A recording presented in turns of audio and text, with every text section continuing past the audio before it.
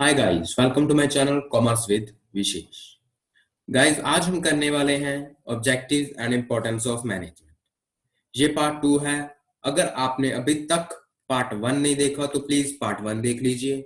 Video अच्छी लगे तो लाइक, शेयर, सब्सक्राइब जरूर कर दीजिए। So let's continue. आज हम करने वाले हैं objectives and importance of management. Objective and importance करने से पहले हमें ये पता होना चाहिए कि ऑब्जेक्टिव का क्या मीनिंग होता है, ऑब्जेक्टिव्स क्या होता है। अगर हम सिंपल वर्डिंग में बात करें तो ऑब्जेक्टिव्स क्या होते हैं? गोल्स, एम्स या टारगेट। एक पर्सन का, एक ऑर्गेनाइजेशन का गोल, एम या टारगेट क्या कहा जाता है? उसे ऑब्जेक्टिव कहा जाता है।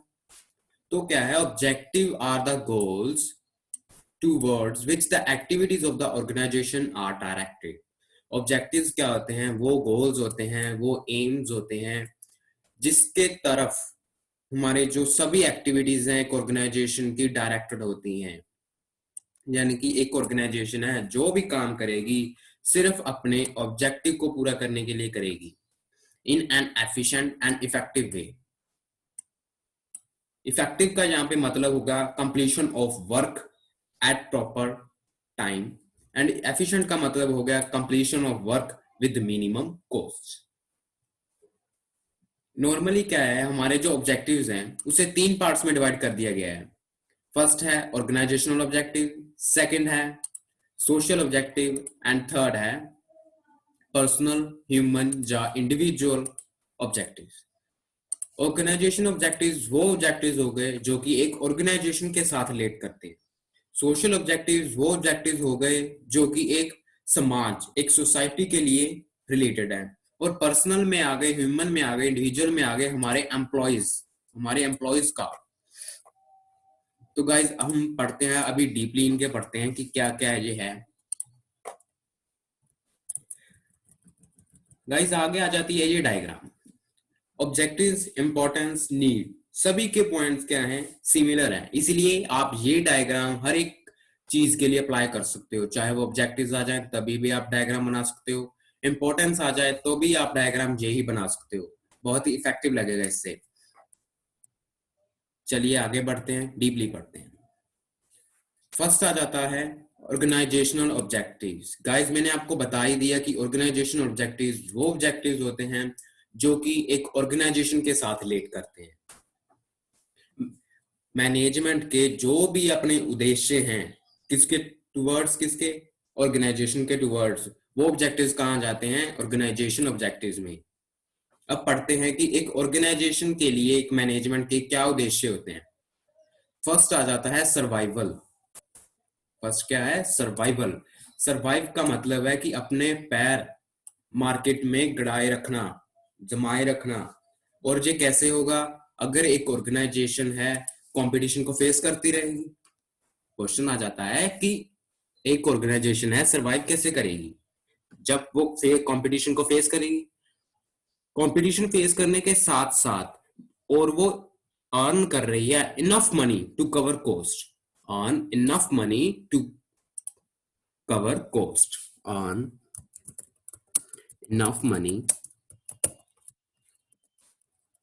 enough money to cover cost। भी एक ऑर्गेनाइजेशन है इतना पैसा, उतना ही पैसा कमा रही है जिससे उसकी कॉस्ट कवर होगी। एक ऑर्गेनाइजेशन अगर उतना ही पैसा कमा रही है जिससे उसकी कॉस्ट कवर होगी तो वो ऑर्गेनाइजेशन हम कह रहे हैं सरवाइव कर रही है मार्केट में। उम्मीद है गाइस आपको ये पॉइंट समझ में आ गया होगा। आगे हम अपने नेक्स्ट पॉइंट की तरफ बढ़ते हैं, and that is growth and development. Growth and development का मतलब है, उसके नाम से ही शो हो रहा है कि ग्रोथ, कुछ इंक्रीज होना। आप समझिए कि कब तक एक ऑर्गेनाइजेशन है उतना ही पैसा कमाती रहेगी जितना कि पैसा उसके सरवाइव के लिए इंपॉर्टेंट है। कब तक एक ऑर्गेनाइजेशन है उतना पैसा कमाती रहेगी जो उसके सरवाइव के लिए इंपॉर्टेंट है। उसको कुछ एक्स्ट्रा प्रॉफिट भी तो चाहिए ना। क्यों चाहिए उसको एक्स्ट्रा प्रॉफिट? ताकि वो अपने बिजनेस की ग्रोथ कर सके, डेवलपमेंट कर सके। ग्रोथ है कैसे भी हो सकती है। ग्रोथ हो सकती है ब्रांचेस में बढ़ जाने की, ऐसे लगा लीजिए ब्रांचेस बढ़ गई एक ऑर्गेनाइजेशन की, एम्प्लॉयज बढ़ गए, ठीक है, एम्प्लॉयज बढ़ गए, प्रोडक्ट्स वो पहले कम मैन्युफैक्चर करती थी, अब ज्यादा मैन्युफैक्चर करने लग गई है, प्रॉफिट में इंक्रीज होना वो भी ग्रोथ हो गया, सेल में इंक्रीज होना वो भी एक तरह का ग्रोथ है। ऐसे बहुत सारे कुछ एक्सेट्रा बहुत सारे ग्रोथ के जो है, एक ऑर्गेनाइजेशन है ऐसे तो नहीं चाहेगी ना कि वो सरवाइव ही करती रहे सारा टाइम अपनी ऑर्गेनाइजेशन है सरवाइव करती रहे, वो चाहेगी ना कि कुछ टाइम के बाद वो ग्रोथ करे। तो ये था हमारा growth and development point. Next आ गया हमारा प्रॉफिटेबिलिटी। प्रॉफिटेबिलिटी का क्या मतलब है कि प्रॉफिट, हम +1 में पढ़ चुके हैं कि एक ऑर्गेनाइजेशन का मेन मोटिव क्या होता है, प्रॉफिट मैक्सिमाइजेशन। हर एक ऑर्गेनाइजेशन क्या चाहती है, प्रॉफिट मैक्सिमाइजेशन चाहती है। वही पॉइंट है जे कि प्रॉफिट इज द, नॉर्मली ये कहा जाता है कि प्रॉफिट क्या होता है, एक रिवॉर्ड होता है फॉर द बिजनेसमैन। प्रॉफिट क्या होता है, एक रिवॉर्ड होता है। ये देखिए आपको लिख के बताता हूं। नॉर्मली ये कहा जाता है कि profit is the reward for a businessman for bearing the risk. Profit क्या होता है, एक रिवॉर्ड की तरह होता है जो कि एक बिजनेसमैन रिस्क बियर करता है इसके लिए। More the risk higher the profits, lesser the risk less will be the profits। Normally ये जो लाइनिंग है यूज की जाती है प्रॉफिटेबिलिटी को दर्शाने के लिए कि प्रॉफिट क्या होता है, एक रिवॉर्ड होता है फॉर ए बिजनेसमैन। एक बिजनेसमैन के लिए रिवॉर्ड की तरह होता है profit. More the risk higher will be the profit, lesser the risk less will be the profit। मान लीजिए कोई पर्सन है अपने बिजनेस में 10,000 रुपए लगा रहा है, फिर भी वो डर रहा है कि कहीं मेरे पैसे हैं डूब ना जाए, मुझे प्रॉफिट ना हो, मुझे लॉस हो जाए। यानी कि वो रिस्क है वो कम बियर कर रहा है, रिस्क से डरी जा रहा है कि ऐसे ना हो जाए वैसे ना हो जाए, तो उससे क्या होगा, प्रॉफिट भी कम होगा। और दूसरी तरफ है एक पर्सन है 1 लाख रुपीज अपने बिजनेस में लगा रहा है, यानी कि वो रिस्क क्या है, ज्यादा लगा रहा है अपने बिजनेस में, रिस्क को अपने आप को ज्यादा बियर कर रहा है, तो उससे क्या होंगे, प्रॉफिट्स भी ज्यादा होंगे। यही था ये पॉइंट कि एक बिजनेसमैन जितना भी ज्यादा अगर प्रॉफिट कमाना चाहता है तो उसको रिस्क भी ज्यादा लेना पड़ेगा। हमें भी पता है कि प्रॉफिट क्या है, हर एक ऑर्गेनाइजेशन के लिए इंपॉर्टेंट है, उसके सर्वाइव के लिए, उसके ग्रोथ के लिए, उसके एक्सपेंशन के लिए। तो प्रॉफिट कैसे अचीव होगा, अगर वो ज्यादा रिस्क लेगा। नेक्स्ट पॉइंट की तरफ बढ़ते हैं गाइस, वो है हमारा प्रोवाइड्स इनोवेशन। यहाँ पे वर्ड है इनोवेशन। इनोवेशन का क्या मतलब है कि न्यू टेक्नोलॉजी लाना, new and better methods of production, new and better way of doing work कह सकते हैं। आजकल क्या है, इनोवेशन है एक, हम कहें कि एक इम्पॉर्टेंट, एक असेंशियल ऑब्जेक्टिव बन चुका है हर एक ऑर्गेनाइजेशन का। एक ऑर्गेनाइजेशन है अगर उसने सरवाइव करना है, अगर उसने ग्रो करना है, तो उसे अपने जो प्रोडक्ट्स हैं उसे क्या करना पड़ेगा, इम्प्रूव करना पड़ेगा as per the needs of the customers. अपने कस्टमर्स की नीड के हिसाब से उसको अपने जो प्रोडक्ट्स हैं उसको क्या करना पड़ेगा, इम्प्रूव करना पड़ेगा, यानी कि न्यू और बेटर तरीके से कुछ ना कुछ काम करना पड़ेगा। ये था इनोवेशन, यानी कि अच्छी टेक्नोलॉजी लाना अपने बिजनेस में ताकि जो काम है वो अच्छे से हो सके। नेक्स्ट हमारा पॉइंट आ जाता है मार्केट इंप्रूवमेंट। मार्केट इंप्रूवमेंट का क्या मतलब है कि ज्यादा से ज्यादा मार्केट कैप्चर करना, capture more and more market, capture करना ज्यादा से ज्यादा मार्केट। हर एक, हमें पता है कि हर एक ऑर्गेनाइजेशन है ज्यादा से ज्यादा मार्केट कैप्चर करना चाहती है अपने लिए, अपने प्रोडक्ट्स के लिए ज्यादा से ज्यादा मार्केट जो है वो कैप्चर करना चाहती है। कैप्चर का मीनिंग है, आपको समझ में आ गया ना। मैनेजमेंट क्या है, मैनेजमेंट का एक मेन गोल होता है कि वो ज्यादा से ज्यादा मार्केट अपने प्रोडक्ट्स के लिए कैप्चर करे। और वो कैसे होगा, अगर उनके जो प्रोडक्ट है क्वालिटी पूरी होगी, उसकी हाई क्वालिटी प्रोडक्ट होगा, रीजनेबल प्राइसेस होंगे और कस्टमर्स की नीड फुल्ली सेटिस्फाई हो रही है, तब भी जो एक ऑर्गेनाइजेशन है ज्यादा से ज्यादा मार्केट कैप्चर कर पाएगी, नहीं कर पाएगी। ठीक, आगे हम अपने नेक्स्ट पॉइंट की तरफ बढ़ते हैं, that is goal achievement, the main point. हर एक ऑर्गेनाइजेशन है अपनी मैनेजमेंट से चाहती है कि वो उनके सभी गोल्स अचीव करके दे, अपने सभी गोल्स अचीव करके दे। हम जानते हैं कि एक ऑर्गेनाइजेशन में बहुत सारे एम्प्लॉयज होते हैं, वो अलग अलग जगह से आए होते हैं और अलग अलग ही काम करते हैं। तो मैनेजमेंट क्या है, सभी के वर्क को चैनलाइज करती है, यानी कि सभी के वर्क को इकट्ठा करती है और एक कॉमन गोल की तरफ लगा देती है। आप ये डायग्राम बना सकते हो, आप ये डायग्राम बना सकते हो कि हर एक ऑर्गेनाइजेशन का मेन ऑब्जेक्टिव क्या होता है, उस गोल को अचीव करना, अपने जो भी गोल है उसके अचीव करना, वो क्या होता है, एक मैनेजमेंट का मेन ऑब्जेक्टिव। उम्मीद है गाइस आपको ये पॉइंट्स सभी समझ में आ गए होंगे। आगे हम अपने नेक्स्ट टॉपिक की तरफ बढ़ते हैं, that is social objectives. Social objectives मैंने आपको पहले भी बताया था, अब भी बता देता हूं कि सोशल ऑब्जेक्टिव्स वो ऑब्जेक्टिव्स हैं जो कि पूरी एक सोसाइटी के साथ रिलेट करते हैं। हम एक ऑर्गेनाइजेशन है, एक सोसाइटी में स्टैब्लिश होती है ना, सोसाइटी का ही पार्ट है ऑर्गेनाइजेशन। तो एक ऑर्गेनाइजेशन को क्या है, अपने जो सोसाइटी है उसकी भी लिए भी कुछ ना कुछ करना पड़ता है। एक सोसाइटी का पार्ट होने के कारण एक ऑर्गेनाइजेशन को, बिजनेस ऑर्गेनाइजेशन को अपनी सोसाइटी के लिए भी कुछ ना कुछ करना पड़ता है। क्योंकि अगर एक बिजनेस अपनी सोसाइटी के लिए कुछ भी नहीं करेगा तो सोसाइटी है, जो लोग हैं उन्हें पसंद करेंगे, नहीं करेंगे। तो ये नॉर्मली कहा जाता है कि सोसाइटी है जो, वो इनडायरेक्ट वे है एक तरह का हमारा प्रमोशन का, एक बिजनेस के प्रमोशन का एक इनडायरेक्ट वे है।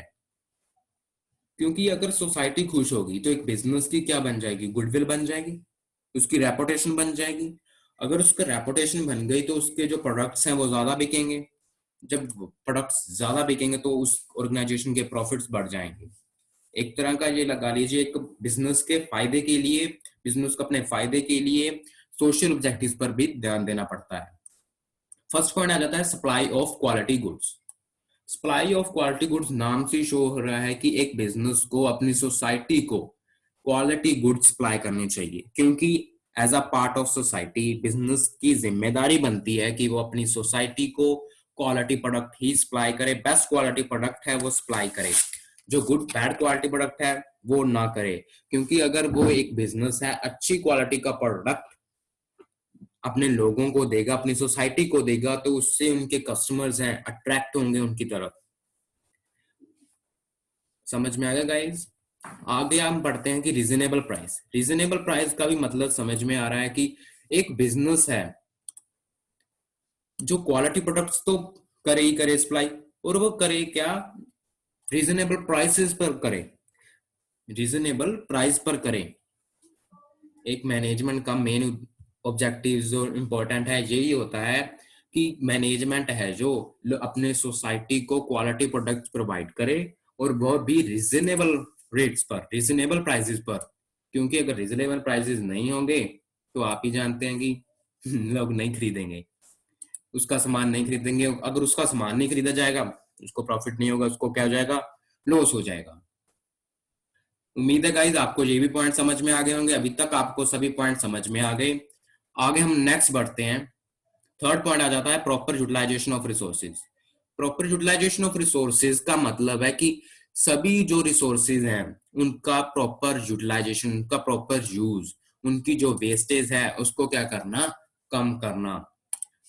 मैन रिसोर्स यानी कि अपने एम्प्लॉयज हैं उनका सही उपयोग करना। मटेरियल, कोई भी मटेरियल है जो हम यूज कर रहे हैं अपनी ऑर्गेनाइजेशन में उसका सही यूज करना। मनी का, ये तीन मटेरियल हैं जो कि जिनकी ऑप्टिमम यूटिलाइजेशन करनी चाहिए एक बिजनेस को। अगर एक बिजनेस इनकी सही यूटिलाइजेशन करेगा, सही इनको यूज करेगा, तो मैनेज बिजनेस के जो ऑब्जेक्टिव्स हैं वो क्या हो जाएंगे, अचीव हो जाएंगे। क्योंकि इससे उनकी जो कॉस्ट है कम हो जाएंगी मटेरियल के, उसके अगर मटेरियल का सही उपयोग करेंगे तो उनकी कॉस्ट कम हो जाएगी, मनी का सही उपयोग होने लग जाएगा, और जो सही जो एम्प्लॉयज हैं अगर उनको मोटिवेट होंगे तो वो मोटिवेट होंगे, तो हमारी ऑर्गेनाइजेशन का जो ऑब्जेक्टिव है वो क्या होगा, अचीव होगा। इसीलिए एक ऑर्गेनाइजेशन को सभी जो रिसोर्सेज हैं उनका सही उपयोग करना चाहिए, क्योंकि ये रिसोर्सेज सोसाइटी से बिलोंग करते हैं। मैन है कहाँ से आएगा, एक एम्प्लॉय है कहाँ से आएगा, सोसाइटी से आएगा। मटेरियल है कहाँ से आएगा, सोसाइटी से आएगा। मनी है कहाँ से आएगा, सोसाइटी से ही आएगी। तो जो सभी रिसोर्सेज हैं ये किससे रिलेट कर रहे हैं, हमारी हमारी सोसाइटी के साथ रिलेट कर रहे हैं। इसलिए ऑर्गेनाइजेशन को सभी रिसोर्सेज की ऑप्टिमम यूटिलाइजेशन करनी चाहिए, किसी भी रिसोर्स की वेस्टेज नहीं होनी चाहिए। नेक्स्ट पॉइंट की तरफ बढ़ते हैं, दैट इज एम्प्लॉयमेंट अपॉर्चुनिटी। हम भी जानते हैं कि इंडिया में अपॉर्चुनिटी जो एम्प्लॉयमेंट की हैं वो बहुत कम है, लेकिन फिर भी एक बिजनेस और एक इंडस्ट्री एंड ट्रेड एक ऐसी सोर्स है, एक ऐसा सोर्स बन चुके हैं अभी, जिसमें से ज्यादा क्या होते हैं, एम्प्लॉयमेंट अपॉर्चुनिटीज निकल के आती हैं। तो एक मैनेजमेंट का भी एक मेन मोटिव बन जाता है कि वो ज्यादा से ज्यादा एम्प्लॉयमेंट अपॉर्चुनिटी है वो लोगों के लिए निकाले, किसी गांव में जाकर एम्प्लॉयमेंट अपॉर्चुनिटीज दे। इससे क्या होगा, लोगों के पास पैसे आने लग जाएंगे। लोगों के पास पैसे आएंगे तो वो उनका ही सामान खरीदेंगे ना, लोगों के उनका ही सामान खरीदेंगे, इसलिए उनको ही फायदा हो जाएगा। नेक्स्ट पॉइंट हम बढ़ते हैं, environment friendly method of production. Environment friendly method of production नाम से समझ में आ रहा है कि एक मैनेजमेंट को वही मेथड अपनाने चाहिए, प्रोडक्शन के वही मेथड अपनाने चाहिए जो कि इन्वायरमेंट फ्रेंडली हो। मैनेजमेंट को वो मेथड कभी भी नहीं अपनाने चाहिए जो कि सोसाइटी के ह्यूमन बींग्स को क्या करे, हार्म करे, पॉल्यूशन करे, या कोई इंडस्ट्रियल वेस्ट वगैरह अपनाए। एक ऑर्गेनाइजेशन के लिए ये इंपॉर्टेंट भी है, हम जानती हैं कि अगर एक ऑर्गेनाइजेशन है ज्यादा वेस्टेज करेगी, पॉल्यूशन वगैरह करेगी, तो गवर्नमेंट भी उसमें इंटरफेयर करेगी, क्योंकि अगर गवर्नमेंट इंटरफेयर करेगी तो बिजनेस को अपना जो बिजनेस है वो क्या करना पड़ेगा, बंद करना पड़ेगा। तो ये सोसाइटी के लिए ही हम कहें कि ये जरूरी है कि वो ज्यादा एम्प्लॉयमेंट अपॉर्चुनिटीज दे, सभी रिसोर्सेज की ऑप्टिमम यूटिलाइजेशन करे, और इन्वायरमेंट फ्रेंडली है जो मेथड्स हैं वो क्या करे, यूज करे। नेक्स्ट पॉइंट आ जाता है सोशल डेवलपमेंट, समाज की डेवलपमेंट करनी। समाज की डेवलपमेंट कैसे होगी, मान लीजिए पुअर पीपल हैं, उनके एजुकेशन के लिए पैसा दे दिया, है ना, रोड्स वगैरह बना दी, ब्रिजेस बना दिए, प्योर ड्रिंकिंग वाटर प्रोवाइड कर दिया, सैनिटेशन की बढ़िया फैसिलिटीज प्रोवाइड करना। इससे क्या होगा, लोगों का स्टैंडर्ड ऑफ लिविंग बढ़ेगा, लोगों का स्टैंडर्ड ऑफ लिविंग बढ़ेगा, और साथ ही साथ एक ऑर्गेनाइजेशन की गुडविल बढ़ जाएगी, एक साथ ही साथ ऑर्गेनाइजेशन की क्या होगा, गुडविल बढ़ जाएगी। नेक्स्ट पॉइंट की तरफ बढ़ते हैं गाइस, ये है हमारा financial support to community. Financial support to community है कि फाइनेंशियल सपोर्ट देना, फाइनेंशियल यानी कि पैसे से रिलेटेड टू मनी, यानी कि मनी की सहायता देना, किसी पुअर पीपल को देना, है ना, किसी गांव में जाकर उस वहां के विकास के लिए, गांव के विकास के लिए, किसी जगह के विकास के लिए पैसे हैं जो देना, फाइनेंशियल सपोर्ट करनी। चाहे जो लोग हैं, चाहे वो कंपनी है, कोई और छोटी कंपनी है, चाहे वो लोग हैं जिन्हें पैसे की जरूरत है, अगर एक बिजनेस है, एक अच्छा बिजनेस है, अगर उससे पैसे दे देगा तो उससे क्या हो जाएगा, उसकी गुडविल बन जाएगी। कहीं मेडिकल फैसिलिटीज प्रोवाइड कर दे, पुअर पीपल को एजुकेशन प्रोवाइड कर दे, कोई कैंप्स वगैरह लगा दे, यानी कि फाइनेंशियल सपोर्ट दे एक पूरी हमारी कम्युनिटी को, हमारे समाज को, तो वह ऑर्गेनाइजेशन की गुडविल बन जाएगी। अगर ऑर्गेनाइजेशन की गुडविल बन गई, ओके, फिर तो काम बस। नेक्स्ट चलते हैं गाइज, अगर आपको मेरा चैनल अच्छा लग रहा है, वीडियो अच्छी लग रही है, तो please like share and subscribe. Next बढ़ते हैं पर्सनल ऑब्जेक्टिव्स। पर्सनल ऑब्जेक्टिव्स क्या आ जाते हैं, पहला आ जाता है कॉम्पिटिटिव सैलरी। कॉम्पिटिटिव सैलरी एक एग्जांपल से समझते हैं कि अच्छी सैलरी, इसका मतलब होगा एक अच्छी सैलरी प्रोवाइड करना। मान लीजिए एक ए कंपनी है, एक बी कंपनी, इसमें अपने एम्प्लॉयज को 5,000 प्रोवाइड कर रही है ये महीने का, और ये 4,000 प्रोवाइड कर रही है ना, ये 5,000, ये 4,000। आप ही बताइए कि एक एम्प्लॉय है किसे ज्यादा प्रेफर करेगा, ऑब्वियस ही है वो 5,000 वाली को ज्यादा प्रेफर करेगा और 4,000 वाली को प्रेफर नहीं करेगा। क्यों, क्योंकि यही ऑर्गेनाइजेशन, ये दोनों ऑर्गेनाइजेशन सेम है, तो फिर एक एम्प्लॉय है वो 1,000 लेस क्यों लेगा, वो ज्यादा लेगा ना, 5,000 ही लेगा ना, वो 4,000 क्यों लेगा, वो 5,000 लेगा। यानी कि कॉम्पिटिटिव सैलरी प्रोवाइड करना।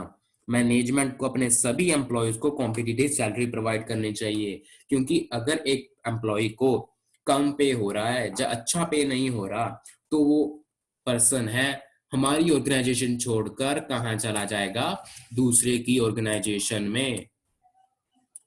ये ऑर्गेनाइजेशन छोड़ी और कहाँ गया, ए ऑर्गेनाइजेशन में। इसीलिए अगर ऑर्गेनाइजेशन चाहती है कि हमारे एम्प्लॉयज हमारे तक ही बने रहें तो उन्हें उन्हें कॉम्पिटिटिव सैलरी प्रोवाइड करनी पड़ेगी। सेकंड आता है डेवलपमेंट अपॉर्चुनिटी। डेवलपमेंट अपॉर्चुनिटी नाम से समझ आ रहा है कि एम्प्लॉयज की डेवलपमेंट के लिए कुछ ज्यादा अपॉर्चुनिटीज देना, मौके देना। ये भी गाइस पॉइंट से समझ आ रहा है कि ज्यादा अपॉर्चुनिटीज देना। वो एग्जांपल लगा लीजिए, एक ऑर्गेनाइजेशन ए है जो ज्यादा अपॉर्चुनिटीज प्रोवाइड कर रही है, जो ज्यादा अपॉर्चुनिटी प्रोवाइड कर रही है, और ये ऑर्गेनाइजेशन बी है जो कि अपने एम्प्लॉयज के लिए डेवलपमेंट की अपॉर्चुनिटीज कम प्रोवाइड कर रही है। तो आप ही बताइए कि एक एम्प्लॉई है कौन सी चीज ज्यादा प्रेफर करेगा, ये प्रेफर ज्यादा करेगा, ये प्रेफर फिर से नहीं करेगा, है ना। कि एक ऑर्गेनाइजेशन को अपने एम्प्लॉयज को कुछ डेवलपमेंट अपॉर्चुनिटी प्रोवाइड करना चाहिए, क्योंकि एक एम्प्लॉय है वही ऑर्गेनाइजेशन ज्यादा प्रेफर करते हैं जो जिसमें डेवलपमेंट की अपॉर्चुनिटीज बढ़िया होती हैं। थर्ड पॉइंट आ जाता है हमारा पर्सनल रिकॉग्नाइजेशन।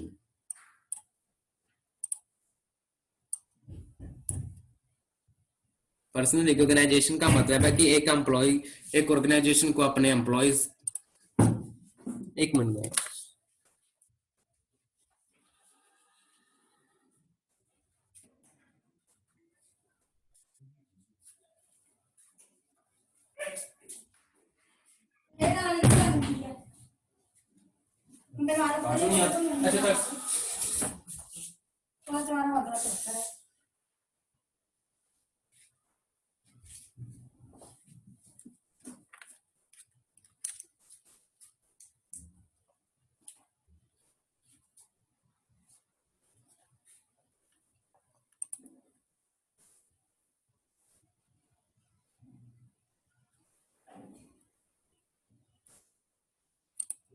आगे बढ़ते हैं। आगे हमारा पॉइंट आ जाता है पर्सनल रिकॉग्नाइजेशन। पर्सनल रिकॉग्नाइजेशन का मतलब है एक ऑर्गेनाइजेशन है उसको अपने एम्प्लॉयज की कुछ रिस्पेक्ट भी करनी चाहिए, है ना। एक हमारा सभी एम्प्लॉयज हैं चाहते हैं कि उन्हें कुछ रिस्पेक्ट सी मिले ऑर्गेनाइजेशन के towards. The employees performing better should be recognized by offering certificates. उन्हें क्या है, कुछ सर्टिफिकेट्स प्रोवाइड करने चाहिए, कुछ फाइनेंशियल इंसेंटिव प्रोवाइड करने चाहिए, कुछ प्रमोशनल एक्टिविटी जो भी उसका प्रमोशन देना चाहिए एक्सेट्रा, जो भी हैं भी एक एम्प्लॉय को, एक ऑर्गेनाइजेशन को अपने एम्प्लॉय जो कि बेटर परफॉर्म कर रहे हैं उनको इनकरेज करना चाहिए। अगला पॉइंट आ जाता है development of human talent. Development of human talent का मतलब है कि ह्यूमन टैलेंट है जो अपने एम्प्लॉयज का टैलेंट है, उनकी जो स्किल है उनको क्या करना, डेवलपमेंट करना, उनको क्या करना, डेवलपमेंट करना, यानी कि इंक्रीज करना। और ये इंक्रीज कैसे होगा, प्रॉपर ट्रेनिंग, प्रॉपर डेवलपमेंट के लिए, है ना, प्रॉपर ट्रेनिंग उनको देनी पड़ेगी। तो क्या है कि एक ऑर्गेनाइजेशन को अपने सभी एम्प्लॉयज को प्रॉपर ट्रेनिंग देनी चाहिए एक काम की, ताजो वो उस ऑर्गेनाइजेशन, ताजो वो सभी एम्प्लॉयज हैं अपने काम में स्पेशलिस्ट बन सके और ऑर्गेनाइजेशन में स्पेशलाइजेशन आ सके। नेक्स्ट पॉइंट आ जाता है better working conditions. Better working condition नाम से समझ में आ रहा है कि एक ऑर्गेनाइजेशन को अपने एम्प्लॉयज को बेटर वर्किंग जो कंडीशंस हैं वो प्रोवाइड करनी चाहिए, यानी कि बढ़िया एसी वगैरह होना चाहिए, प्रॉपर वेंटिलेशन होना चाहिए, वर्क प्लेस है क्लीन होना चाहिए, सैनिटेशन की जो बढ़िया फैसिलिटीज हैं वो प्रोवाइड करनी चाहिए, जो सेफ्टी डिवाइसेस हैं वो यूज करने चाहिए, ताकि अगर एक एम्प्लॉय खुश रहेगा तो वो उसी ऑर्गेनाइजेशन में काम करता रहेगा। ये पॉइंट हो गया। आगे नेक्स्ट बढ़ते हैं जॉब सेटिस्फेक्शन, जो कि है लास्ट पॉइंट, जॉब सेटिस्फेक्शन। हमने कहा कि हम एक ऑर्गेनाइजेशन को अपने सभी एम्प्लॉयज को मोटिवेट करना चाहिए, सेटिस्फाई करना चाहिए, क्योंकि अगर एक मोटिवेटेड और एक सेटिस्फाइड पर्सन होगा, एम्प्लॉय होगा, वो अपना बेस्ट कंट्रीब्यूट करेगा टू दी ऑर्गेनाइजेशन।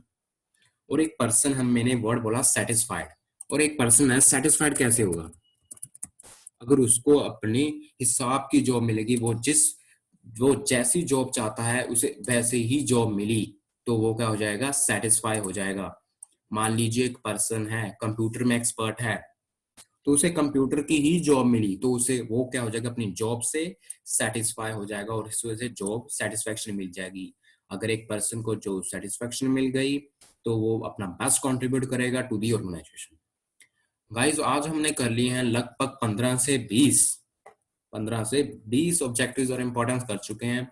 आपको जो जो अच्छा लग रहा है या आसान लग रहा है आप वो कर सकते हो। आपको जरूरी नहीं है कि आप 15 से 20 पॉइंट ही लिखो, मैंने ये सिर्फ समझाने के लिए था। आपको जो जो पॉइंट अच्छे लग रहे हैं आप वो पॉइंट कर सकते हो। ये थे ऑब्जेक्टिव, इंपॉर्टेंस, नीड या सिग्निफिकेंस ऑफ मैनेजमेंट। तो गाइस इसी के साथ वीडियो को एंड करते हैं। अगर आपको ये वीडियो पसंद आई, समझ में आ गई, तो please like, share and subscribe my channel. Thanks guys, thanks for watching.